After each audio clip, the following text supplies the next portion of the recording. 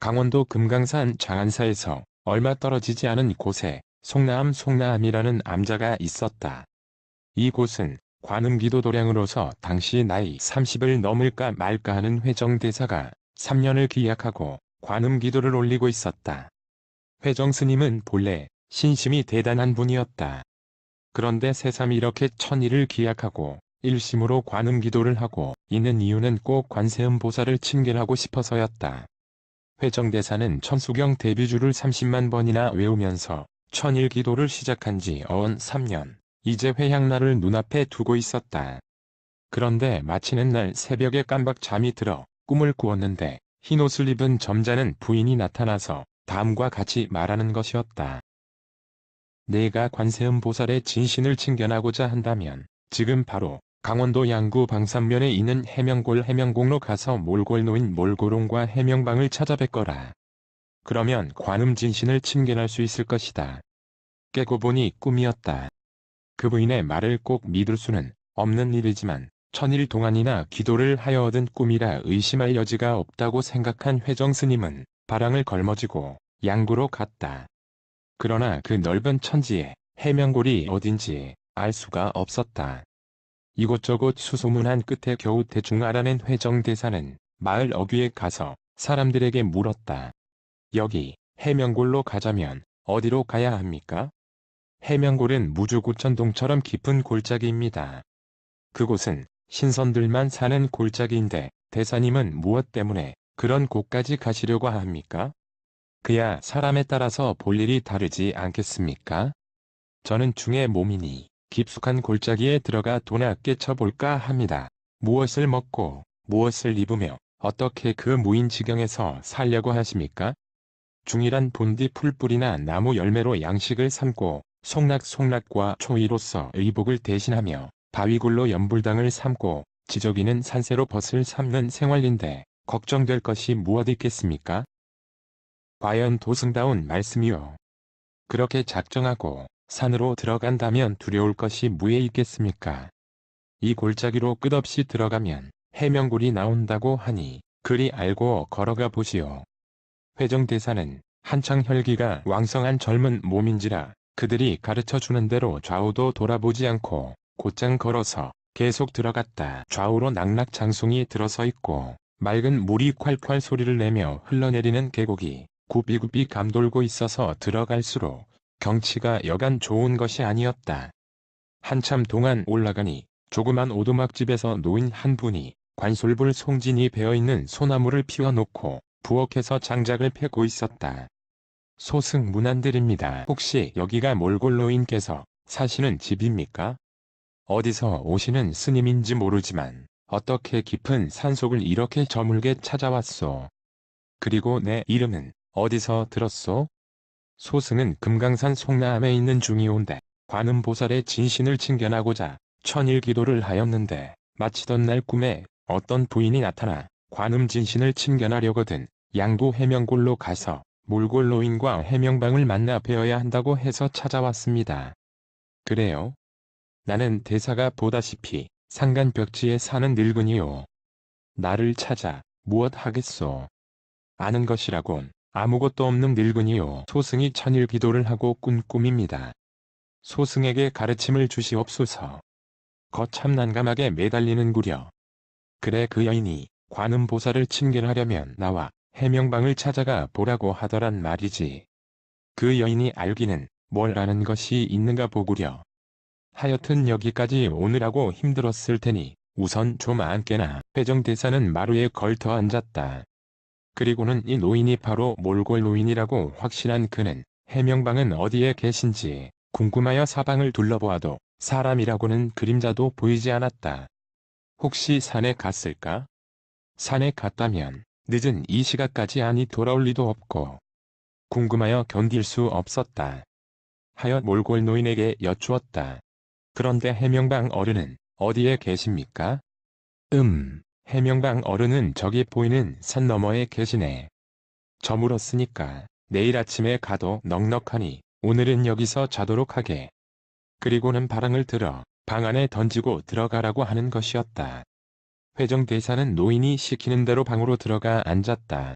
방 안은 매우 지저분하였다. 노인은 회정대사에게 도토리 범벅 같은 것을 한 그릇 갖다 주었다. 여기는 이런 것밖에 없으니 이것이라도 먹고 시장길을 면하시오. 회정대사가 그 노인을 자세히 바라보니 얼굴은 80세도 넘어 보이는데 근력은 상당히 건강해 보였다. 그런데 추하기 짝이 없어서 눈물과 콧물이 줄줄 흐르고 손도 몹시 지저분하였다.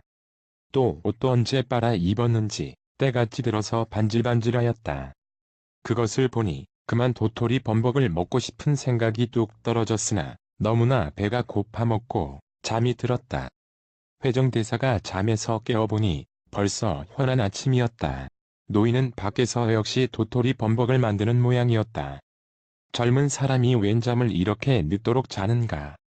어서 일어나서 세수하고 조반 먹을 차비를 하게. 회정대사가 얼른 일어나서 방문을 열고 나가 세수를 마치자 노인이 물었다. 그대가 해명방을 찾아가겠다고 하였지? 네, 그렇습니다. 해명방을 찾아가려거든 저기 보이는 저 산을 넘어가시오.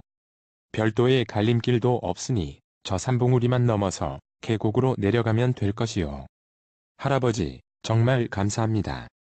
하룻밤 동안 신세를 많이 지고 갑니다. 신세는 무슨 신세요? 어디를 가든 도토리 범벅이야 없겠소. 아무 말 말고 스님 볼 일이나 잘 보고 가시오. 고맙습니다. 안녕히 계십시오. 회정대사는 바로 앞에 보이는 큰 산봉우리를 넘어서 깊은 계곡으로 내려갔다. 과연 심산유곡이었다. 감탄을 연발하며 내려가다가 보니 풀로 지붕을 이은 초막이 하나 보였다. 저것이 해명방의 집이로구나. 이렇게 생각하고 쌀이 문 밖에서 초막을 향하여 말했다. 주인 어른 계십니까? 누구세요? 여자의 음성 소리가 들렸다. 문을 열고 나오는 사람은 20세가량 되어 보이는 젊은 처녀였다. 그런데 그 미모가 어찌나 예쁘게 생겼는지 천하의 일색이었다. 회정대사로서는 그야말로 난생 처음 보는 미인이었다. 말이 잘 나오지 않았다. 남녀가 유별한데 말씀드리기는 미안합니다만 해명방 어른을 뵙고자 찾아왔는데 계시는지요? 해명방은 우리 아버지신데 아침에 산으로 나무를 하러 가시고 지금은 아니 계십니다. 그러면 언제쯤 돌아오실까요? 점심때가 되면 돌아올 것이니 들어오셔서 툇마루에 앉아서 기다려보시지요. 이리하여 회정대사는 쌀이 문 안으로 들어가서 툇마루의 바랑을 벗어놓고 앉았다. 집안을 둘러보니 몰골 노인의 집과는 정반대로 매우 깨끗하였다. 스님이신 모양인데 어쩐 일로 우리 아버지를 찾아오셨습니까? 그것은 아버지를 뵈어야 말을 할 수 있습니다. 아버지가 나요. 내가 아버지나 마찬가지인데 숨길 이유가 무엇 있습니까? 대관절 스님의 이름은 무엇입니까? 나는 회정이라고 합니다. 교수의 이름도 알고 싶군요. 아버지가 보덕이라고 지어주셔서 남들이 보덕각시라고 부릅니다. 보덕각시, 참 좋은 이름이군요. 스님은 어느 절에서 오셨습니까? 나는 본디 금강산 장안사 중인데 금년에는 송나암에 있다가 관세음보살의 진신을 배웁고 싶어서 여기까지 찾아온 것입니다. 신심이 장하시군요. 무엇 신심이랄 것이 있겠습니까? 공연한 망상이겠지요. 망상이라도 지극하면 진심으로 변할 수도 있는 것이 아니겠습니까? 꼭 망상이라고만 할 수도 없겠지요. 보덕각시는 조금도 스스럼 없이 말대답을 잘 하였다. 그런데 말을 할 적마다 그의 입에서는 향냄새가 풍기고 있었다. 해명방 어른을 뵈면 관음진신을 칭견할 수 있을까요? 그것은 아버지가 오셔봐야지요. 제가 어찌 알 수가 있겠습니까? 여기까지 찾아온 보람이 있어야 할 텐데요. 제가 스님께 미리 부탁을 드리는데요. 우리 아버지는 아무 까닭 없이 남과 싸우고 다투기를 좋아하십니다. 우리 아버지가 돌아오셔서 스님에게 무슨 횡포를 부리시더라도 잘 참고 말대꾸를 하지 말아야지. 그렇지 않으면 관음보살의 진신은커녕 가짜도 보지 못하고 목숨을 빼앗기고 말 것이니 어떤 일이 있든지 간에 참고 복종을 해야 할 것입니다. 그때 해명방이 나무를 태산같이 짊어지고 쌀이 문 안으로 들어왔다. 키가 9척이나 되고 얼굴이 사나워 보였다.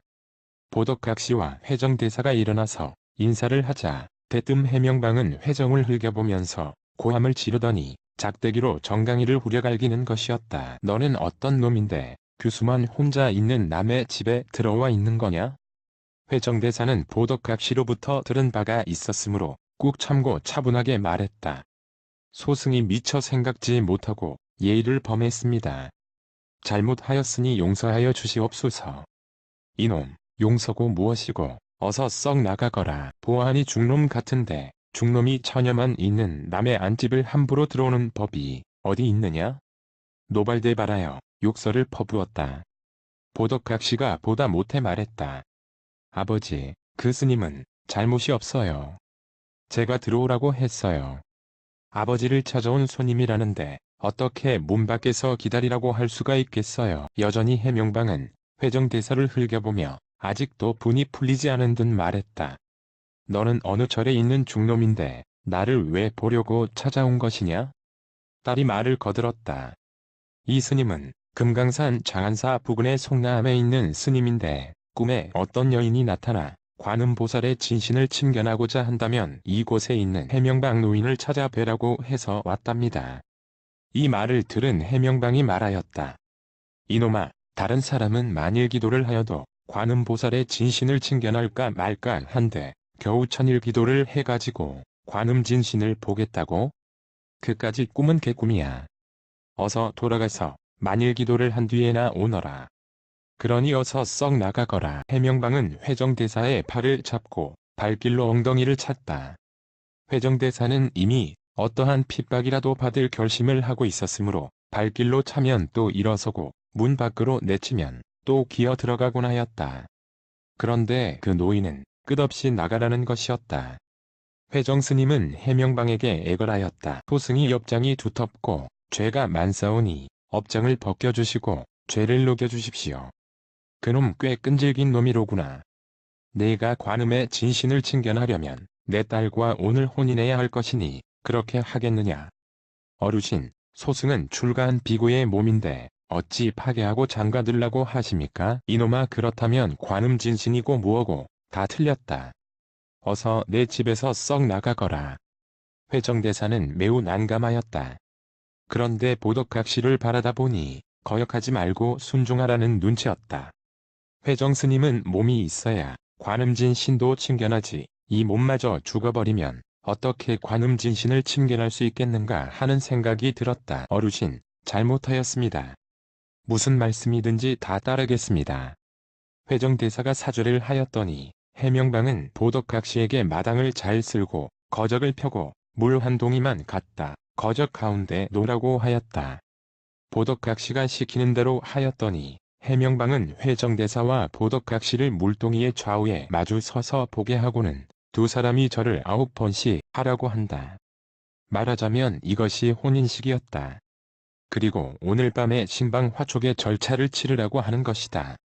회정대사는 해명방의 압력에 눌려 복종을 하기는 하였으나 너무도 뜻밖의 일이라 관음보살의 진신을 침견하러 왔다는 것이 마치 마귀의 굴을 찾아온 것만 같았다. 회정대사는 몹시 불안하였다. 하지만 별도리가 없었다. 그는 보덕각시가 지어주는 밥을 먹고 윗방에 들어가서 보덕각시를 보고 말했다. 이것이 도대체 어이된 일이요. 나는 계율을 지키는 스님의 몸인데 아가씨와 합방을 하라니 도대체 꿈인지 생시인지 모를 노릇이요. 나도 모르지요. 아버지가 시키는 대로 복종할 뿐이니까요.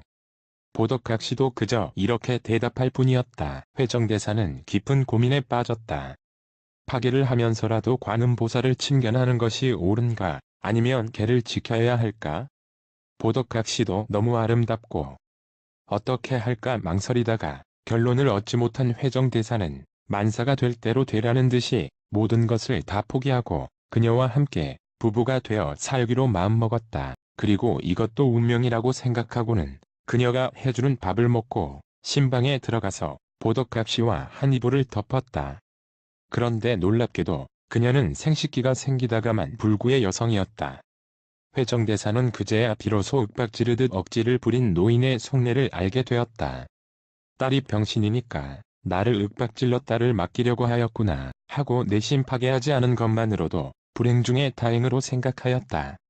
또한 한편으로 생각해보니 철새의 미모를 타고난 여인으로서 불행하게도 고녀 성불구의 여성의 생식기를 가진 보덕각시가 매우 측은하게 보였다. 그리하여 회정대사는 부인으로 생각하고 그녀를 극진히 사랑하였다. 다음 날 조반을 먹은 뒤 해명방은 산으로 함께 나무를 하러 가자고 말하였다. 시키는 대로 하기로 생각한 회정대사는 마음에 내키지는 않았지만 할 수 없이 지게를 지고 산으로 가서 나무를 해가지고 돌아왔다. 그런데 이번에는 해명방이 회정대사에게 나무를 지고 장에 가서 팔아가지고 좁쌀을 사오라고 하는 것이다. 이곳에서 장터까지는 50리나 되는데 장작짐을 가지고 가서 팔아가지고 좁쌀을 사오라고 하니까 기가 막힐 노릇이었다. 그러나 어찌할 것인가? 관음보살의 진신을 침견하자면 시키는 대로 하는 수밖에 없었다. 또 이제는 어찌되었든 장인이 아닌가. 회정대사는 매일같이 나무하고 땅 파면서 지냈다. 그렇게 시간이 흘러갔는데도 관음보살을 침견하기는커녕 꿈에조차 나타나지도 않았다. 회정대사는 점점 의구심이 생겼다. 그가 이곳에서 47일 동안 있으면서 매일같이 한 일이라고는 오로지 산에 가서 나무를 해 가지고 와서 도끼로 쪼개 장작을 만들어 이틀이나 사흘에 한 번 꼴로 장에 가서 그것을 팔아 좁쌀을 사오는 것이 일과의 전부였다. 회정대사는 따분하고 갑갑하여 날마다 해명방에게 물었다. 빙장 어른, 관음보살의 진신은 언제쯤 침견할 수 있겠습니까? 관음보살을 침견하는 것이 그렇게 식은 죽 먹기처럼 쉬운 줄 아느냐. 여기서 한 10년은 살아야 배울지 말지 하다. 잔소리 말고 꾹 참고 나와 같이 나무 장사나 하자. 이 말을 들은 회정대사는 더 이상 참고 있을 수가 없었다. 그래서 이곳을 떠날 생각으로 해명방에게 이렇게 말했다. 빙장 어른, 제가 오늘은 속가 집에 좀 일이 있어서 며칠 다녀와야겠습니다. 그러자 해명방은 눈치라도 챈 듯이 힐끔힐끔 쳐다보았다. 왜 100년이나 살 것 같이 하더니 별안간 떠난다고 하느냐. 아주 떠나는 것이 아닙니다. 그냥 울적하고 고향 생각도 나서 한번 다녀오려고 합니다. 그렇다면 가보아라. 몰고롱인가 문수인가 하는 늙은이가 공연히 이곳을 가르쳐 주어서 어수선하게 왔다 갔다 사람만 피우게 하였구나. 회정대사는 보덕각시와 헤어지는 것이 영 마음에 내키지 않았지만 이것도 인연의 한계라고 생각하고 내심 작별 인사를 하고자 방으로 들어갔다. 여보, 보덕각시. 내 오늘 집에 일 있어 갔다가 며칠 후에 돌아오겠소. 내가 돌아올 때까지 부디 잘 있어주오. 먼 길에 몸조심하셔서 잘 다녀오세요. 뜻밖에도 보덕각시는 담담한 표정으로 애처로운 기색이라고는 전혀 찾아볼 수 없었다. 그러나 막상 떠나려고 하니 그의 아리따운 미모와 해박한 지식, 성품 그리고 고상한 태도가 인상적이어서 차마 발길이 떨어지지 않았다. 그러나 한평생을 산골에서 자식 하나 없이 나무 장사만 해 먹다가 죽을 바에는 차라리 떠나는 것이 좋겠다고 생각하였다. 보덕각시, 또 생각이 나면 돌아오겠소. 그동안 아버님 모시고 잘 있어주시오. 보덕각시도 눈치를 챈 모양이었다. 내 걱정은 하지 마시고 잘 가세요. 다시 찾아오지 않아도 좋습니다. 그리고 세상으로 돌아가서 참한 여자가 있거든 장가들어서 유자생녀하고 잘 사세요. 보덕은 더욱더 차갑게 말하면서 눈물이라고는 손톱끝만치도 흘리는 법이 없었다. 회정대사는 참 이상한 여자도 다 있구나. 내가 귀신에게 홀렸다가 가는 것인가 하는 생각도 들었다. 회정은 이왕 세상 밖으로 나가는 길이니 가는 길에 몰골노인에게 인사나 하고 가야겠다고 생각하고 제를 넘어서 몰골노인의 집으로 찾아갔다. 그래 해명방도 찾아보고 관음보살의 진신도 침견하였느냐? 해명방은 패였지만 관음진신은 침견하지 못하고 갑니다. 이박복한 중아, 내가 가면 어디로 간다는 것이냐?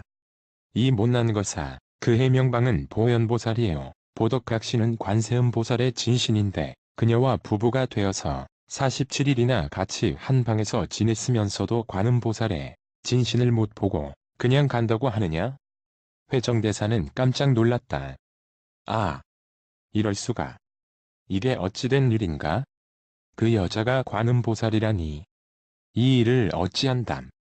회정대사는 무슨 일이 있든지 참으라고 한 그 여자의 말을 따르지 못한 것이 매우 한스러웠다. 가슴을 치면서 통탄을 했지만 그러나 이젠 아무리 후회해도 이미 때는 늦었다. 회정대사는 정신을 가다듬고 몰골 노인에게 물었다.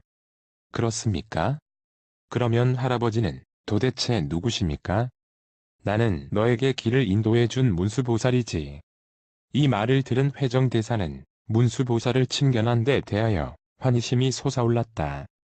그는 몰골 노인에게 무수하게 절을 하고는 혹시나 하여 재빨리 다시 앞산을 넘어서 보덕각시의 집을 찾았다. 그러나 그때는 이미 해명방도 보덕각시도 온데간데 없고 집도 보이지 않았다. 보덕각시, 보덕각시. 회정대사는 소리쳐 불러보았으나 물 흘러가는 소리와 바람소리뿐이요. 보덕각시는 어디로 갔는지 흔적도 없었다. 회정대사는 주먹으로 다시 한번 가슴을 치며 통곡을 하였다. 죄의 업장이 두터워서 보현? 관음 두 성인을 한 달 이상이나 모시고 살면서도 몰랐구나. 그러나 이제는 어쩔 도리가 없었다. 산을 내려오는 수밖에. 회정대사가 다시 산을 넘어서 몰골 노인을 찾아갔더니 이번에는 몰골 노인도 사라지고 웬 검은 바위만 하나 우두커니 있을 뿐이었다. 회정대사는 성현의 조화가 이런가 하고 빈터를 향하여 백배를 하였다. 그러나 차오르는 허탈감을 억누를 수는 없었다. 성현의 신통은 귀신도 곡할 노릇이구나. 이렇게 생각하고 송나암으로 돌아와 다시 100일 관음 기도를 시작하였다. 이것은 새 성현을 친견하고도 감사한 마음을 갖지 못한 데 대한 참회와 속죄의 기도여. 한편으로는 아름다웠던 여인 보덕각시를 다시 한 번만이라도 만나보고 싶어서였다. 회정대사가 정성을 다하여 100일 기도를 마치는 날 밤이었다. 법당 뒷방에서 잠이 들었는데 꿈에 전과 똑같이 여인이 나타났다. 이 천치야, 내가 틀림없이 가르쳐주어 관세음보살과 47일간이나 같이 동거하게 하였는데도 눈치를 채지 못하고 뛰쳐나와서 또 만나게 해달라는 거냐. 내가 또 기도를 하니 한 번만 더 알려주겠다. 내일 아침 한나절쯤 만폭동으로 올라가면 관음보살의 진신인 보덕각시를 만날 것이니 그리 알아라. 회정대사가 깨고 보니 꿈이었다. 회정대사는 아침을 먹는 둥 마는 둥 하고는 곧장 만폭동으로 가보니 소복을 입은 어떤 여인이 흐르는 폭포수에 머리를 감고 있었다.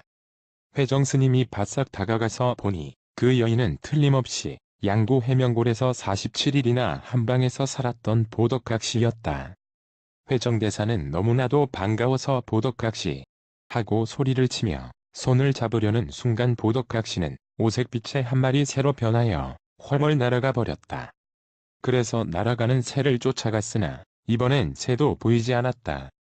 회정대사는 그 자리에 서서 내려다보니 반석 위에 물이 고여 있는데 그 속으로 높은 언덕 위에 서 있는 보덕각시의 모습이 반사되고 있었다. 회정대사가 고개를 들어 언덕 위를 쳐다보니 과연 큰 굴 옆에 보덕각시가 서 있는 것이었다. 보덕각시는 회정대사에게 올라오라가 손짓을 하였다. 회정이 엉금엉금 기어 올라가니 보덕각시가 방긋 웃으며 말했다. 이 험한 곳을 올라오느라고 수고가 많으셨습니다. 지난번 해명골에서 47일 동안이나 나와 같이 한 이불 속에서 지냈으니 그 인연은 백천겁에 다시 만나기 어려운 인연입니다. 그러니 스님은 이곳에서 수도나 잘 하고 계십시오. 그때 해명골에서 아버지라고 부르는 해명방 노인은 보현보살의 화신이시고 몰골 노인은 문수보살의 화신이며 스님은 옛날 이 굴 속에서 공부하시던 보덕대사의 후신입니다. 그러므로 이 석굴 속에는 스님이 공부하실 때 사용하던 경책과 유물들이 그대로 남아 있습니다. 스님이 이곳에만 오래 계시면 내가 종종 현신을 할 터이니 그리 아십시오. 보덕각시는 다시 사라지고 말았다. 회정대사가 그 굴 속으로 들어가 보니 과연 경책과 닭이, 향로 등의 유물이 남아 있었다.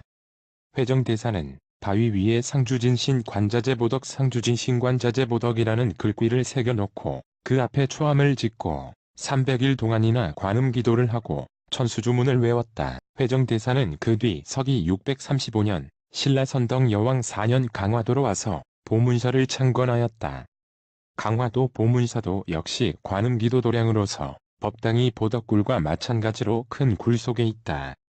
회정대사는 신라시대 때 훌륭했던 보덕대사의 후신이라고 일컬으며 보덕각시는 관세음보살의 화신이라고 한다.